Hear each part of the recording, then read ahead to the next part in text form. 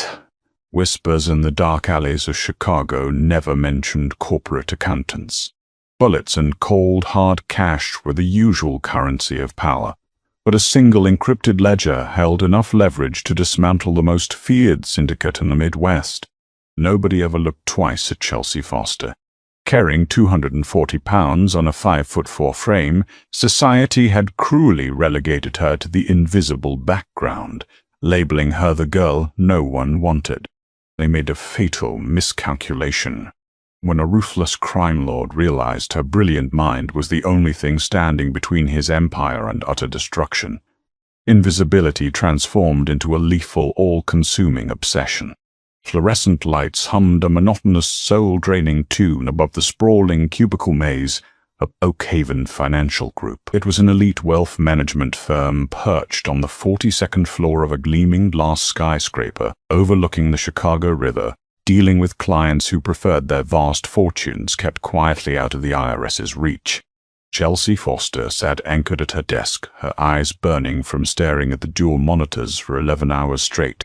She was 26, brilliant with numbers, and completely invisible to everyone around her, except when they needed a target. At 240 pounds, Chelsea had spent her entire life navigating a world that equated physical thinness with human worth.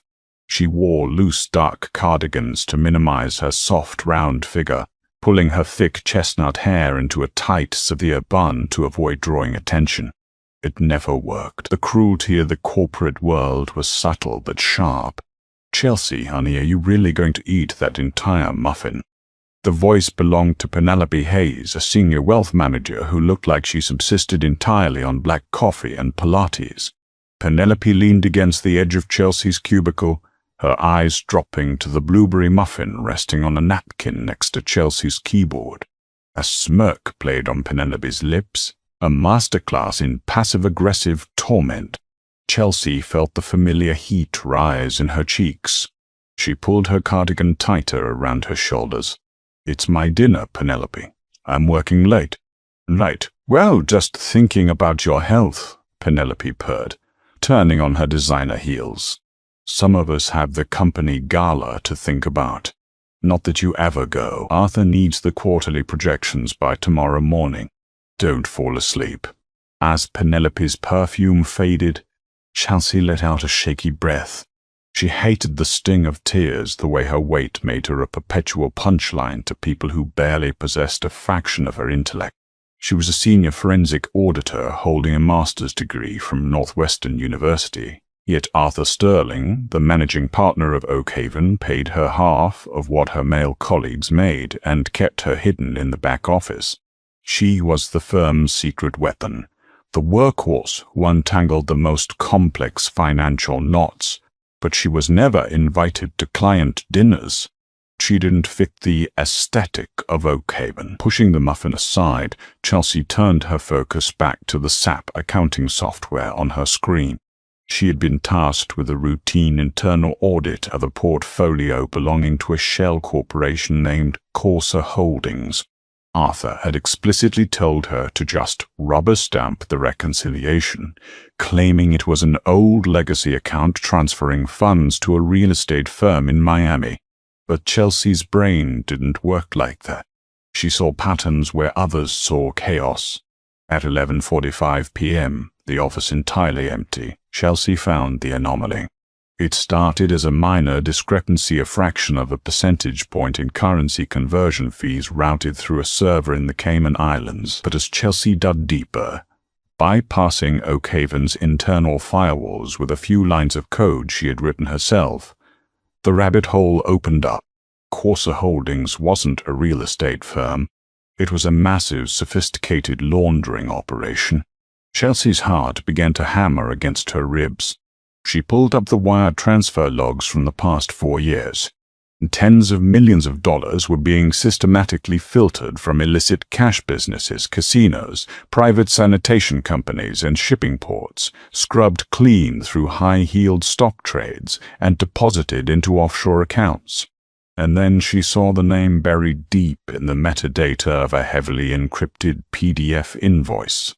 Coleman. A cold sweat broke out across Chelsea's neck.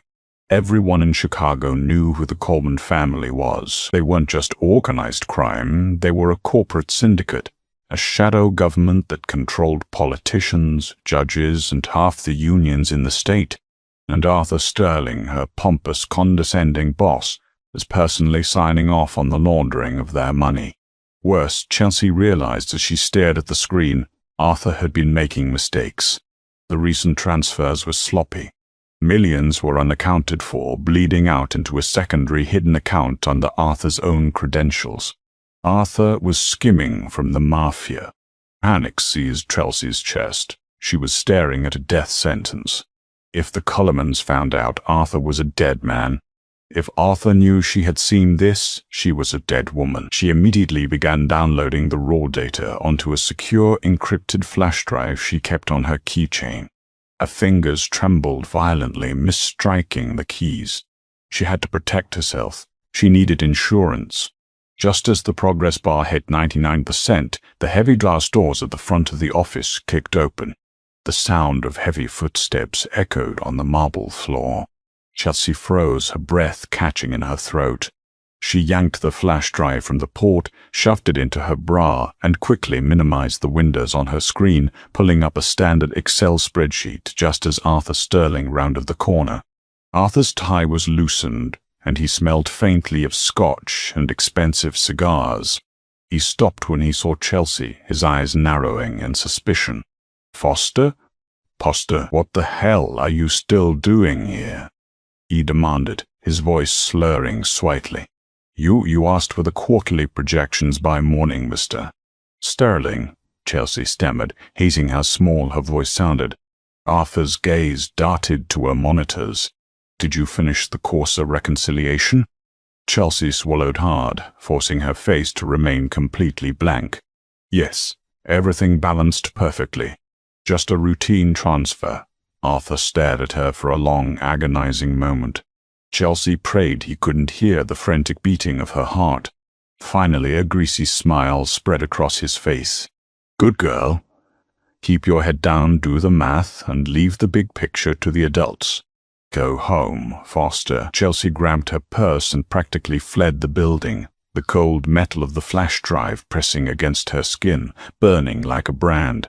She didn't know it yet, but her invisible life was already over. Tuesday morning brought a suffocating, unnatural tension to the executive floor of Oakhaven Financial. The usual arrogant swagger of the brokers and wealth managers was entirely absent. Instead, there was a palpable, frantic terror. Chelsea sat at her desk, nursing a terrible headache. She hadn't slept a wink. She had spent the night staring at the ceiling of her cramped apartment in Logan Square, trying to decide whether to run, go to the FBI, or pretend she had seen nothing. At 10 a.m., the atmosphere shifted. 4 massive men in impeccably tailored dark Italian suits stepped off the private elevator. They moved with a silent, synchronized lethality that instantly silenced the bullpen. Following them was a man who seemed to suck all the oxygen out of the room. Darby Coleman. He was 34, devastatingly handsome and entirely terrifying. He didn't look like a street thug. He looked like a ruthless Fortune 500 CEO. His sharp jawline was covered in a faint shadow of stubble, and his dark, piercing eyes scanned the room with the cold calculation of an apex predator. He wore a bespoke charcoal suit that clung to broad, muscular shoulders, radiating power and an underlying coiled violence. Arthur Sterling practically fell out of his glass-walled office, his face the color of spoiled milk. "Mr. Coleman, we weren't expecting you." "Clearly, Arthur," Darby said. His voice was a low, smooth baritone that sent a shiver down Chelsea's spine, even from across the room. "We have a problem with the ledger. Specifically, a discrepancy of $4.2 million. My accountants tell me your systems are leaking." Arthur began to sweat profusely. "There must be a mistake, a software glitch. I can assure you, every penny is accounted for." "I don't deal in glitches, Arthur," Darby replied softly. "I want to see the person who handled the Corsa file. Now, Chelsea felt the bottom drop out of her stomach. Arthur's panicked eyes swept the room and locked onto her cubicle. He was going to use her as the scapegoat. He was going to feed her to the wolves. Foster. Poster, Arthur barked, his voice cracking. Get in here. Bring the Corsa files. Every eye in the office turned to Chelsea. Penelope covered her mouth, trying to hide a smirk, undoubtedly thinking Chelsea was about to be fired for incompetence. Chelsea stood up, her knees knocking together. She felt huge, clumsy, and entirely exposed under the sudden scrutiny. She gathered the thick file folders, her hands shaking, and walked toward the glass conference room. As she entered, the 4 bodyguards stared at her with blank, uncaring expressions. Arthur looked furious and terrified. But it was Darby Coleman's reaction that stopped Chelsea in her tracks. Darby didn't look past her. He didn't divert his eyes in disgust or look at her with the polite, strained tolerance she was used to from attractive men. Instead, his dark eyes locked onto hers, and a strange, intense spark ignited in his gaze.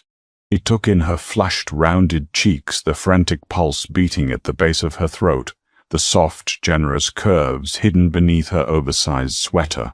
He tracked her movements with an unblinking, predatory focus. "This is Chelsea Foster," Arthur sneered, throwing her under the bus immediately. "She's a junior auditor. She handled the reconciliation. If there is a mistake, Mr. Coleman, it was her incompetence. I'll have her terminated immediately."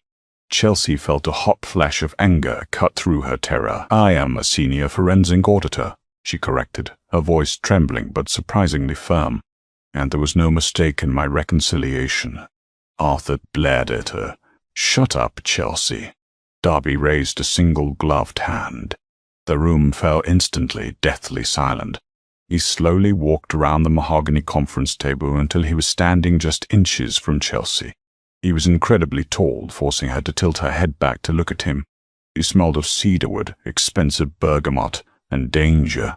"You say there was no mistake, Miss Foster," Darby murmured, leaning in slightly. "No, sir," Chelsea breathed, her heart hammering wildly. "The ledger balances on the front end, but the routing numbers attached to the offshore clearinghouse have been manually altered. The money didn't vanish, it was diverted." Arthur gasped. "She's lying. She doesn't know what she's talking about." "She's a nobody, Darby. Just look at her." Before Arthur could finish the sentence, Darby moved with terrifying speed. He grabbed Arthur by the throat of his custom shirt and slammed him backward against the glass wall of the conference room. The glass shuddered violently. "Do not ever," Darby hissed, his voice dropping to a demonic whisper, "interrupt her again. And do not disrespect her in my presence." Chelsea gasped, stepping back. Darby released Arthur, who collapsed coughing onto the floor. Darby casually adjusted his cuffs, turning his full, overwhelming attention back to Chelsea. The coldness in his eyes melted into something far more dangerous, profound, consuming fascination. "You found the diversion," Darby stated. It wasn't a question. "Yes," Chelsea whispered. "And you know who diverted it?" Chelsea looked at the pathetic, gasping form of Arthur Sterling on the floor. She looked back at Darby. If she told the truth, she was entering a world of blood and crime. But if she lied, Darby would know, and Arthur would kill her anyway to cover his tracks. "I have the proof," Chelsea said, her voice steadying.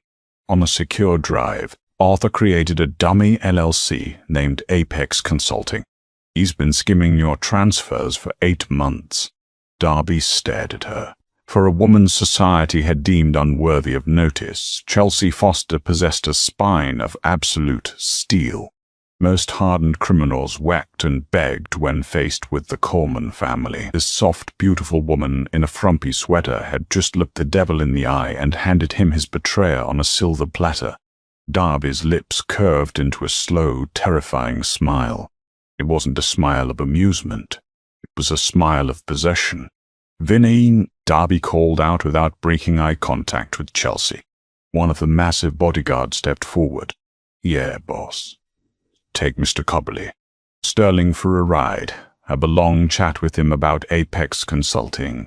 Darby's gaze dropped to Chelsea's lips, then back to her wide, terrified eyes. "And pack up Miss Foster's desk. She doesn't work for Oakhaven anymore. She works directly for me." "What?" Chelsea choked out. "No! I can't. I don't work for the Mafia. Not leave.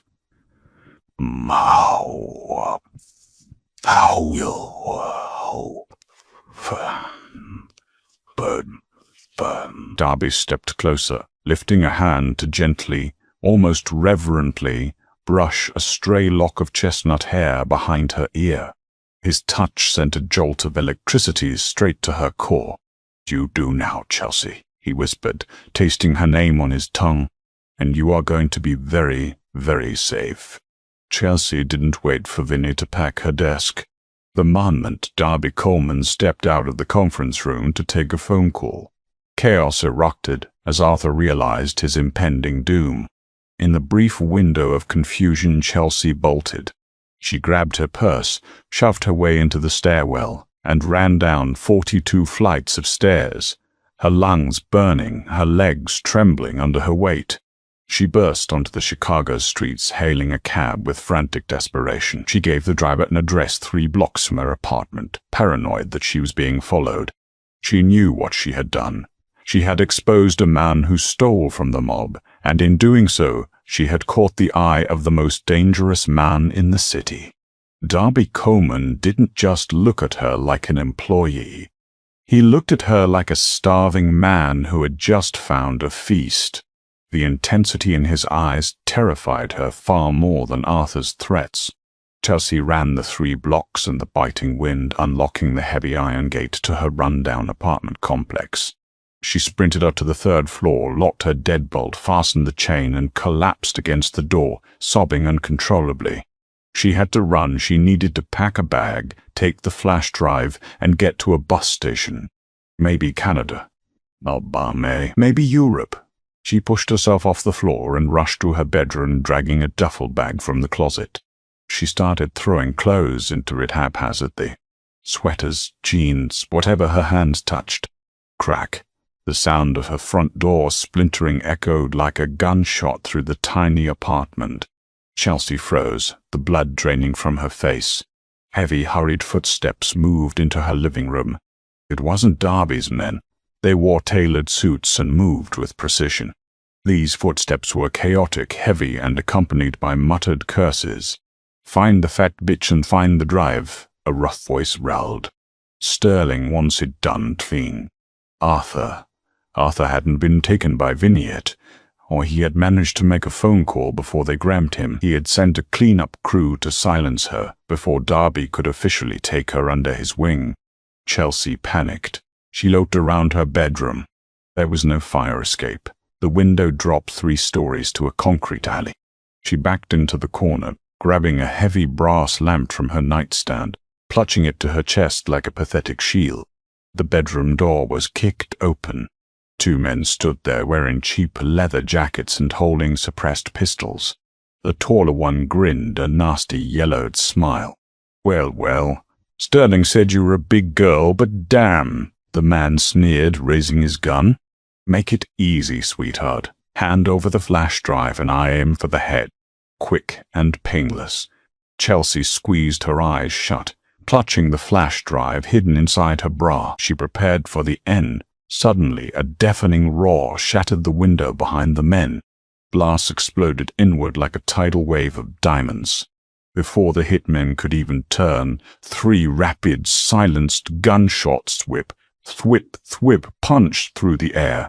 Chelsea screamed, dropping the lamp and covering her ears. When she opened her eyes, both of Sterling's hitmen were dead on the floor, perfectly precise holes drilled through their foreheads. Standing in the doorway of her apartment, stepping over the splintered wood of her front door, was Darby Coleman. He was no longer the calm, collected businessman from the boardroom. His jacket was off, the sleeves of his crisp white shirt rolled up, revealing forearms corded with muscle and dark ink. In his right hand, he held a sleek, smoking handgun. Vinny and 2 other men flooded into the apartment behind him, instantly securing the perimeter. Darby didn't look at the dead man. His furious, panicked eyes swept the room until they found Chelsea cowering in the corner. The murderous rage instantly vanished from his expression, replaced by profound, agonizing relief. He crossed the room in 3 massive strides, dropping to his knees right in front of her. He didn't care about the broken glass on the floor. "Chelsea," he breathed, his voice thick with an emotion she couldn't comprehend. He reached out, his large, warm hands gently gripping her shoulders. "Are you hurt? Did they touch you?" "No," Chelsea stammered, shaking so violently her teeth chattered. You killed them. They came here to kill you," Darby said fiercely, his thumbs gently stroking her collarbones, grounding her in reality. "Sterling made a phone call before my men could secure him. It was a mistake that cost him his life, and it almost cost me everything." Chelsea looked at him, bewildered. "Almost cost you? You don't even know me." Darby's eyes darkened, locking onto hers with that terrifying magnetic pull. "I know enough. I know you're brilliant. I know you're brave enough to look a predator in the eyes. And I know that in a room full of greedy, pathetic sycophants, you were the most breathtakingly real thing I had ever seen." Chelsea's breath hitched. Breathtaking? Her? She was 240 pounds. She was the punchline. The invisible girl. "You're in shock," Darby said softly, misreading her stunned silence. He stood up in one fluid motion and effortlessly scooped her into his arms. Chelsea gasped, instinctively wrapping her arms around his thick neck as her feet left the ground. "What are you doing? Put me down." "I'm too heavy for you to carry." Darby didn't even break a sweat. He held her tightly against his broad chest, his grip firm and possessive. "You are perfectly fine, Chelsea. You weigh nothing to me, and I am never putting you down." He turned and walked out of the bedroom, stepping over the bodies of the hitmen without a second glance. "Rini, burn this place down. Make it look like a gas leak. Erase every trace of Chelsea Foster from the public record." "Ark!" "Yes, boss," Vinny grunted, pulling a flare from his jacket. "Wait," Chelsea cried out, thrashing slightly in Darby's grip. "You can't do that. My life is here." "Your life was here," Darby corrected her smoothly, his voice a dark velvet promise as he carried her down the stairs. "Your life here almost got you killed because society is too blind to see your worth. From this moment on, you belong to me, and nobody touches what is mine." 10 minutes later, Chelsea was sitting in the back of a heavily armored SUV, wrapped in Darby's suit jacket, speeding toward a private helipad. As the Chicago skyline blurred past the tinted windows, Darby sat beside her, his hand resting casually but firmly on her thigh. She was a captive. She had just been abducted by the head of the Coleman crime family. Yet, as she looked at his profile illuminated by the passing streetlights, Chelsea realized the most terrifying truth of all. For the first time in her life, she felt entirely seen, entirely valued, and dangerously, intoxicatingly safe. The invisible accountant was dead.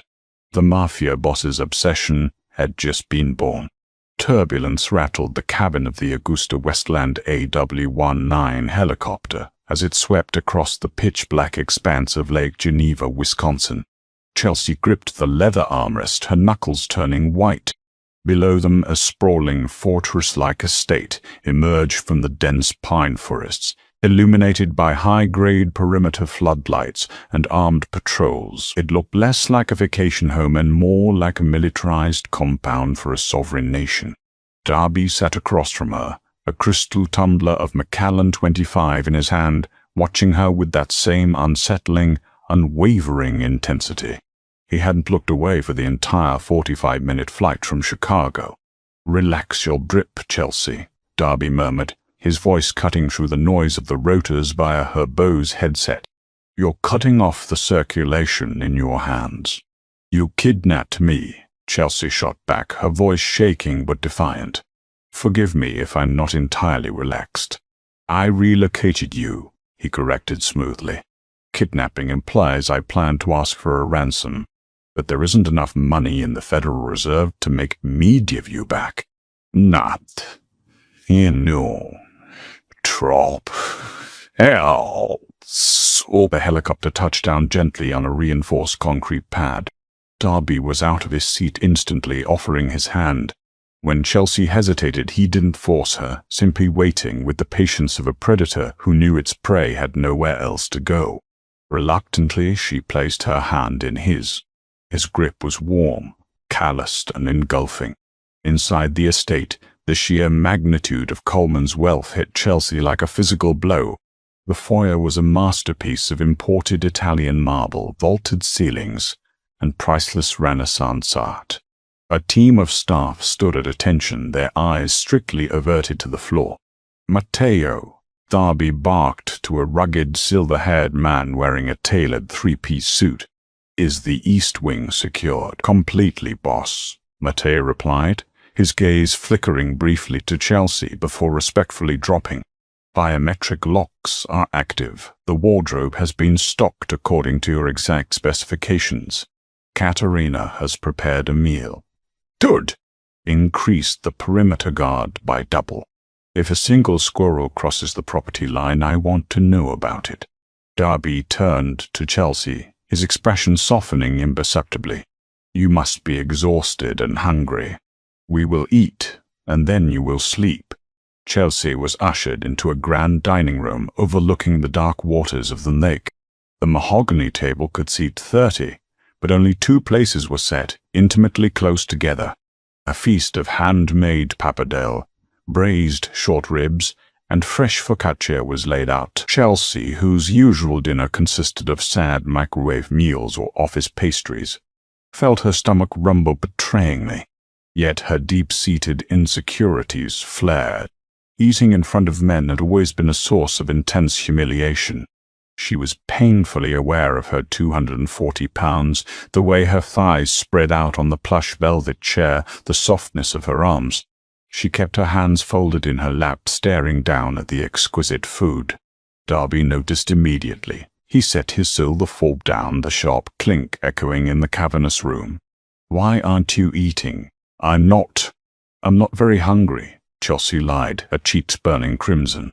Darby leaned closer, his dark eyes tracing the flush on her face. Do not lie to me, Chelsea. Not ever. I heard your stomach. Eat.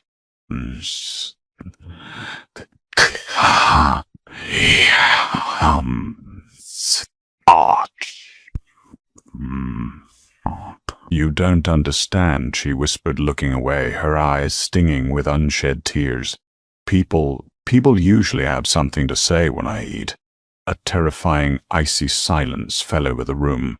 When Chelsea finally dared to look at Darby, the murderous rage she had seen in her apartment had returned, hardening his handsome features into a mask of pure violence. Who?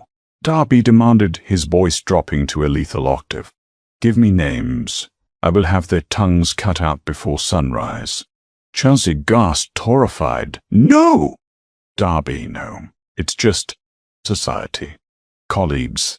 Penelope at the office. Penelope Hayes. Darby asked, his memory frighteningly sharp.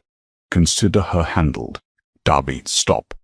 Chelsea pleaded, reaching out to touch his arm. The moment her fingers grazed his forearm, he froze, his anger instantly evaporating, replaced by an intense magnetic focus on where her skin met his.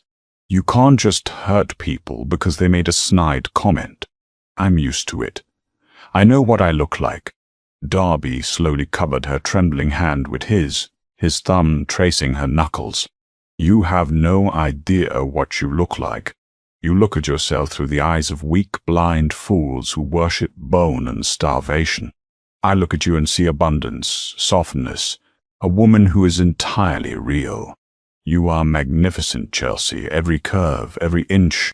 He picked up a piece of warm focaccia, dipped it in olive oil, and brought it to her lips. Eat, he commanded softly, his eyes burning with possession. Nourish yourself. Nobody will ever make you feel small in this house. Trembling under the weight of his absolute devotion, Chelsea parted her lips and took a bite. It was the most delicious thing she had ever tasted. For the first time in her 26 years, she wasn't just tolerated, she was worshipped. Morning light filtered through the heavy silk drapes of Chelsea's sprawling suite. She woke up tangled in expensive Egyptian cotton sheets, momentarily disoriented before the chaotic memories of the previous night came rushing back. The assassination attempt, the helicopter ride, Darby's intense, terrifying Chelseations.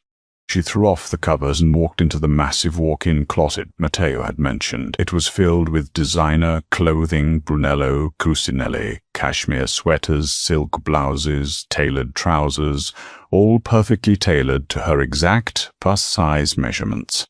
These weren't baggy, shapeless clothes meant to hide her body, but elegant garments designed to accentuate and celebrate her generous curves.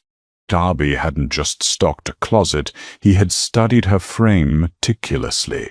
Dressing in a soft burgundy cashmere sweater and black trousers, Chelsea ventured out of her suite. Two heavily armed guards stationed at her door immediately snapped to attention, falling into step exactly 10 paces behind her as she navigated the labyrinthine corridors. She found Darby in a state-of-the-art command center situated deep beneath the main house. Walls of monitors displayed global financial markets, shipping routes out of the port of Chicago, and live security feeds. He was barking orders in rapid-fire Italian into a secure satellite phone, but the moment Chelsea entered, he abruptly ended the call. "Did you sleep well?" Darby asked, his eyes sweeping over her outfit with a visible primal approval. "As well as a hostage can," Chelsea replied, command her arms defensively. "What happens now, Darby? I can't just live in a golden cage forever. I have a life. I have an aunt in Florida who will worry." Your aunt received a secure wire transfer of $2 million this morning, along with a notarized letter from you stating you accepted a high-clearance government auditing job overseas, Darby stated calmly, pouring her a cup of freshly brewed espresso from an industrial machine. "As for your life, it is here now. But you won't be idle." He gestured to a high-end workstation outfitted with 4 massive curved monitors and a mechanical keyboard. "I didn't just bring you here to protect you, Chelsea. I brought you here because you possess a mind I desperately need." Chelsea stepped closer to the monitors, her professional curiosity warring with her moral outrage. "What is this?" "The complete financial network of the Moretti family," Darby explained, his expression hardening into cold stone. "They are a rival syndicate encroaching on my East Coast ports. They use a proprietary blockchain system and AES-2 FD6 encryption to launder their money and pay their hitmen. My cyber division has been trying to crack it for 6 months. They failed. And you think I can?" Chelsea asked, staring at the cascades of raw encrypted data. "You bypassed Oakhaven's internal firewalls, which cost me $10 million to install using a few lines of code while eating a blueberry muffin," Darby said, a rare, genuine smirk gracing his lips. "I know you can." Chelsea sat down in the ergonomic leather chair. The challenge was intoxicating. For years she had been given mundane tasks, her brilliance stifled by Arthur's fragile ego and a corporate world that judged her on her BMI rather than her IQ. Now she was being handed the ultimate, most dangerous puzzle. "If I do this," Chelsea said, not looking away from the screens, "if I map their entire financial structure and expose their vulnerabilities, what do I get?" Darby leaned over the chair, his solid chest brushing lightly against her shoulder. The heat radiating from his body was entirely distracting. "Anything you desire, Chelsea. Name your price." "I want my freedom," she said, finally looking up into his dark, dangerous eyes. Darby's jaw tightened, a muscle feathering in his cheek. The possessive fire in his gaze flared hot and unyielding. "I will give you the world, Chelsea. I will give you wealth, power, and protection. But you will never leave me. Ask for something else." Realizing she had pushed against an impenetrable steel wall, Chelsea turned back to the monitors. Over the next 2 weeks, the underground command center became her domain. She worked relentlessly, unraveling the Moretti family's complex web of shell companies, cryptocurrency tumblers, and offshore dummy corporations. Darby was a constant, looming presence. He brought her meals himself, refusing to let her skip eating. He would massage her tense shoulders during long hours, his firm touch becoming a terrifyingly comforting addiction that she craved. However, on the 15th day, Chelsea found something that made the blood in her veins freeze. She had finally managed to decrypt the core Moretti ledger, tracing a massive structured payout of $50 million. But the money wasn't going to a Colombian cartel or a corrupt Illinois politician. It was bouncing back into Chicago. Specifically, it was being routed into a holding company heavily invested in by Darby's own organization. Chelsea's fingers flew across the keyboard, cross-referencing the routing numbers with the internal files Darby had given her. The puzzle pieces clicked together with horrifying clarity. Darby wasn't just fighting the Morettis. He was being betrayed by someone deep inside his own inner circle. Someone who was feeding the Morettis his shipping schedules and taking $50 million in blood money as compensation. Jessie pulled up the final layer of metadata, praying to God she was wrong. The name of the holding company's primary beneficiary decoded on the screen in glaring green text. Lorenzo Coleman, Darby's younger brother. Chelsea shoved her chair back, her heart hammering wildly against her ribs. Lorenzo was Darby's second-in-command, the man who ran the lucrative ground operations in the city.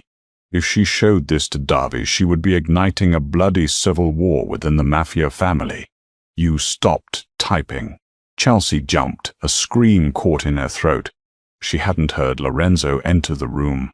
He stood in the doorway of the command center, a suppressed Block 19 hanging loosely in his right hand. Lorenzo shared Darby's dark, handsome Italian features, but his eyes were empty, devoid of soul, and incredibly cruel.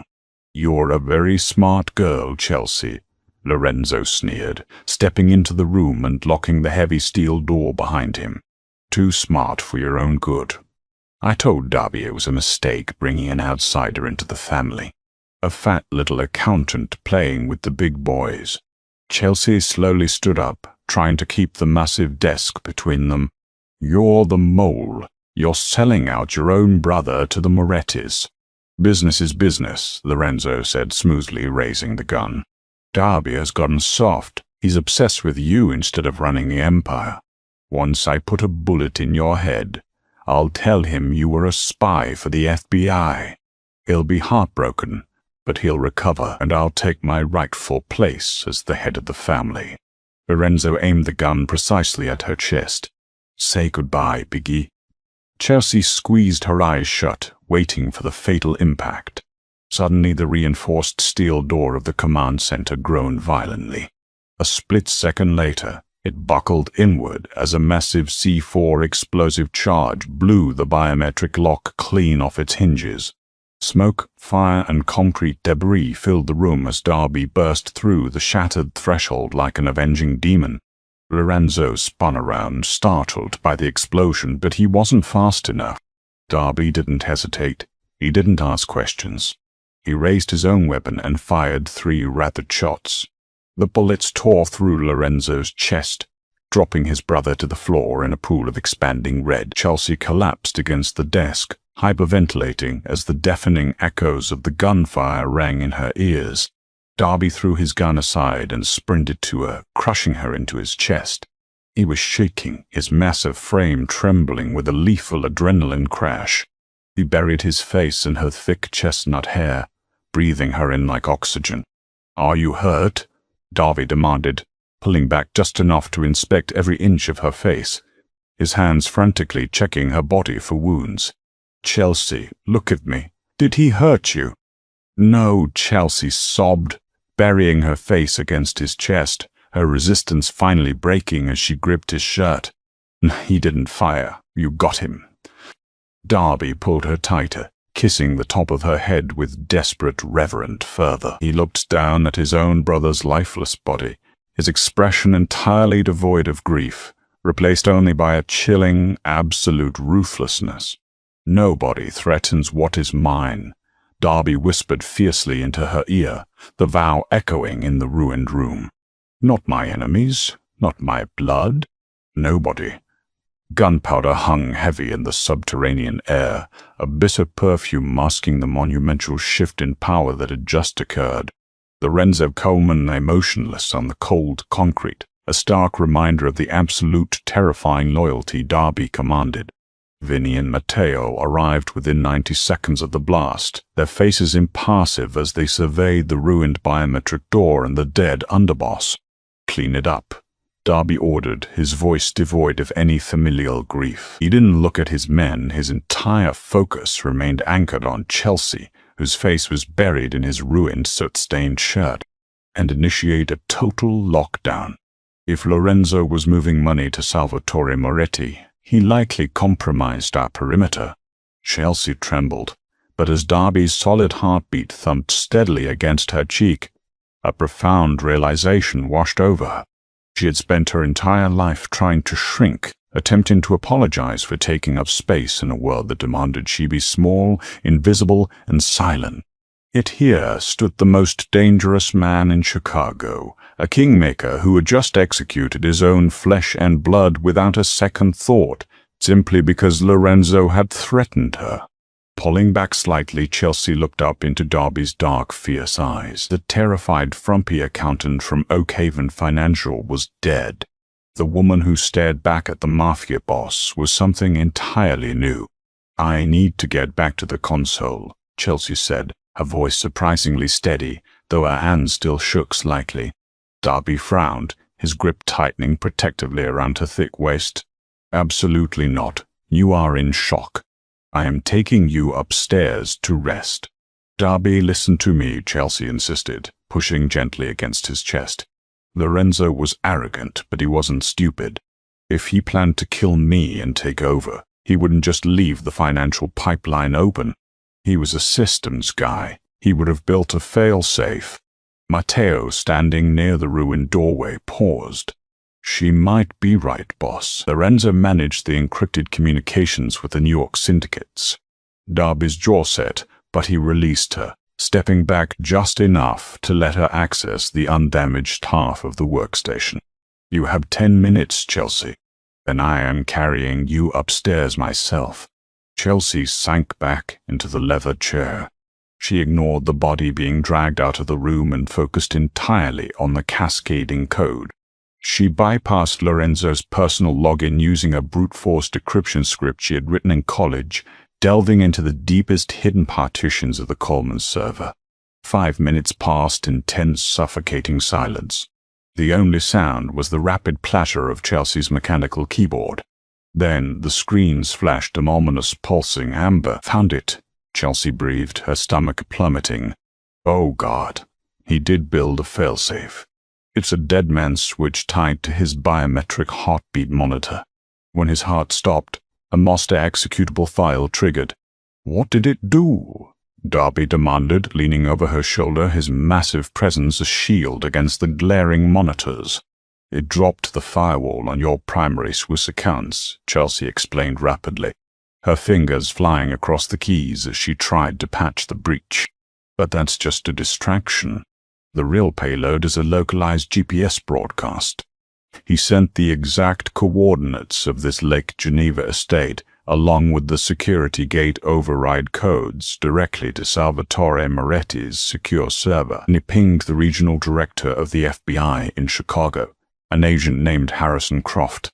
Darby cursed violently in Italian.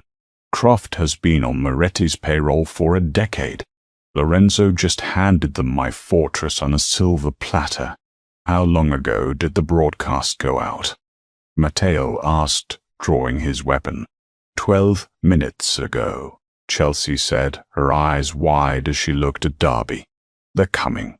If Moretti wants to end the Coleman family, he's going to send everything he has right now, while he thinks you're blinded." The compound's clacks and alarms suddenly began to shriek, a deafening mechanical howl that vibrated through the floorboards. "Perimeter breach," Vinny yelled into his radio. We have multiple heavily armed bogies in tactical gear advancing through the south tree line. They bypassed the outer gates. Darby didn't panic. He moved with the terrifying, calculated precision of a war general. He turned to Chelsea, grabbing her face gently between his large, rough hands. "Matteo is taking you to the panic room. It is reinforced with foot-thick titanium. You will lock the door, and you will not open it until you hear my voice. Do you understand?" "No," Chelsea said. Darby blinked, visibly stunned by her defiance. "Chelsea, this is not a negotiation. Heavily armed hitmen are storming my home. And if you put me in a titanium box, you lose your only advantage," Chelsea fired back, her brilliant mind racing 10 steps ahead. "Moretti sent his men here because he thinks he has the upper hand. He thinks your accounts are frozen and your security is down, but I still have the backdoor into Moretti's blockchain that I cracked yesterday. He doesn't know I have it. What are you proposing?" Darby asked, his dark eyes narrowing with a mixture of disbelief and profound admiration. "You hold them off on the ground," Chelsea stated, her fingers gripping the edge of the desk. "Give me 20 minutes. I will go into the FinCEN database, spoof Harrison Croft's credentials, and flag every single one of Moretti's offshore accounts for international terrorism funding. The moment I execute the script, the SWIFT network will automatically freeze his assets globally. I will bankrupt the Moretti family in real time." Darby stared at the magnificent, heavily curved woman sitting before him. She was not a damsel in distress. She was a weapon of mass destruction. "Matteo, secure this room. Binny, get the heavy artillery," Darby barked, pulling a sleek, customized assault rifle from a hidden weapons locker beneath the floorboards. He leaned down and pressed a hard, bruising, desperately passionate kiss to Chelsea's lips. It was a brand of ownership and a promise of survival. "Ruin them, my queen." Gunfire erupted across the manicured lawns of the estate, a deafening symphony of violence that echoed over the dark waters of Lake Geneva. From the command center monitors, Chelsea watched the thermal imaging cameras. Dozens of Moretti's men, wearing military-grade tactical gear, were swarming the property. But Darby Coleman was not a man. He was a force of nature. Chelsea watched, her heart in her throat, as Darby and his elite guards systematically dismantled the invading force. They moved like shadows, utilizing the estate's hidden defensive choke points, but there were simply too many of them. The thermal cameras showed a second wave of vehicles breaching the main driveway. "Focus, Chelsea," she whispered to herself, tearing her eyes away from the violent ballet on the security feeds. She turned her full attention to the 4 monitors. Her fingers flew across the keyboard, typing lines of complex code with blistering speed. She bypassed the Federal Reserve's secondary firewalls, utilizing a zero-day exploit she had discovered years ago but never dared to use. She needed to route Moretti's billions through a digital labyrinth so convoluted that it would trigger the international anti-terrorism algorithms. Accessing FinCEN node, spoofing credentials, Croft H. Authorization level 9. Target, Corsa Holdings, Apex Consulting, Moretti Global. The building shuddered violently above her. Dust drifted down from the acoustic ceiling tiles. A muffled explosion indicated Moretti's men had breached the first floor of the mansion. Matteo stood by the door, an M4 carbine raised, his jaw clenched tight. "Miss Foster, we might need to relocate to the vault." 2 more minutes. Chelsea shouted over the din, sweat beading on her forehead. She was in the zone, her brilliant mind visualizing the global flow of illicit capital like illuminated rivers on a map. She highlighted the 50 offshore accounts holding the entirety of Salvatore Moretti's liquid wealth. She initiated a forced transfer, splitting the $3 billion into 10,000 microtransactions, and routed them simultaneously into the accounts of known, blacklisted terror organizations monitored by the CIA, before instantly bouncing them into an irrevocable, decentralized cryptocurrency black hole. Execute. She slammed the enter key. For a terrifying, agonizing 5 seconds, the terminal froze. Then a cascade of green confirmations flooded the screens. Suddenly, Matteo's radio crackled to life. It was intercepted audio from the Moretti tactical channel. "Command, this is Alpha Team. Our encrypted comms are going crazy. HQ is reporting a massive Swift lockout. The accounts are drained. Boss says the feds just raided the New York compound. We have no funding. Repeat, the contracts are voided." "Abort! Abort!" Chelsea let out a ragged breath, collapsing back into her chair. Without money, the Mafia was nothing but thugs with guns. The mercenaries Moretti had hired were loyal to the dollar, not the man. On the security feeds, the tide instantly turned. The invading men began falling back, scrambling toward their vehicles as their earpieces relayed the news that their paychecks had just evaporated into thin air.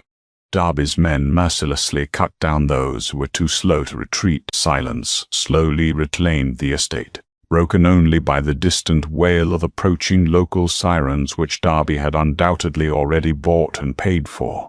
10 minutes later, the heavy steel door of the command center groaned open. Darby stepped into the room. He was covered in soot, a bloody gash across his temple, and his crisp white shirt was ruined. But his dark eyes burned with an unholy, triumphant fire. He dropped his rifle, cornered the room in long, predatory strides. Matteo discreetly slipped out of the room, leaving them alone. Darby reached Chelsea, hauling her up from the chair and pulling her flush against his solid, battle-hardened body. He didn't care about the dirt or the blood. He buried his face in her neck, inhaling her scent deeply. "It's done," Chelsea whispered, wrapping her arms securely around his broad shoulders, feeling the raw power of him beneath her fingertips. "Salvatore Moretti is penniless. The feds are raiding his properties right now because of the terror flags. The empire is gone." Darby pulled back, framing her soft, beautiful, perfectly rounded face in his rough hands. He looked at her with a level of reverence and absolute adoration that stole the breath from her lungs. "You didn't just save my life, Chelsea. You handed me the entire eastern seaboard," Darby murmured, his thumb tracing her lower lip. "You are the most brilliant, dangerous, magnificent creature I have ever encountered." Chelsea looked into his eyes, finally shedding the last remnants of the invisible fat girl she used to be. "I don't want to be hidden anymore, Darby. I don't want to be a secret." "You will never be hidden," Darby vowed, his voice a low, thunderous rumble in the quiet room. "Tomorrow, I am taking you to the finest tailors on the Magnificent Mile. We are buying out the Drake Hotel for a celebration. I am going to put a ring on your finger so heavy it drags your hand down, and I'm going to parade you in front of every boss, politician, and rat in this city." He leaned in, his lips brushing against hers. "They will look at you, and they will know that you are the Queen of Chicago. And if anyone dares to look at you with anything less than absolute worship, I will blind them." Chelsea smiled, a slow, confident, devastating smirk that matched his own. She pulled him down by his ruined collar, crashing her lips against his. It wasn't a kiss of submission. It was a collision of equals. The girl nobody wanted had just rewritten the rules of the game, claiming her throne beside the most dangerous obsession she could have ever asked for. What did you think of Chelsea's epic transformation from an undervalued invisible accountant into the undisputed queen of the Chicago underworld? Her journey proves that true power doesn't come from fitting into society's narrow expectations, but from embracing your own brilliant, unapologetic mind. If you love the intense romance, high-stakes drama, and jaw-dropping twists as Chelsea and Darby took down the Moretti Empire together, make sure you don't miss out on our upcoming stories. Hit that like button, share this incredible story with your friends who love a fierce plus-size heroine, and subscribe to our channel for more thrilling mafia romance dramas. Let us know in the comments which scene was your absolute favorite.